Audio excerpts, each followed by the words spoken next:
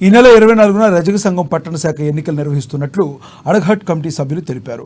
పట్టణంలోని ప్రెస్ క్లబ్లో ఏర్పాటు చేసిన మీడియా సమావేశంలో ఎన్నిక వివరాలు వెల్లడించారు. రజక సంఘ సభ్యులు, కుల బాంధవులు ఈ ఎన్నికలను విజయవంతం చేయాలన్నారు. ఉదయం 10 గంటల నుండి సాయంత్రం 5 గంటల వరకు ఎలక్షన్ ప్రక్రియ సాగుతుందన్నారు. అలాగే 17, 18 తేదీల్లో నామినేషన్ల స్వీకరణ ఉంటుందన్నారు. 19న నామినేషన్ల ఉపసంహరణ ఉంటుందన్నారు. పోటీ చేయాలనుకునే వారు నామినేషన్ల దాఖలు చేయవచ్చన్నారు. ఎన్నికలు సజావుగా ప్రశాంత వాతావరణంలో సాగేలా అందరూ సహకరించాలని కోరారు.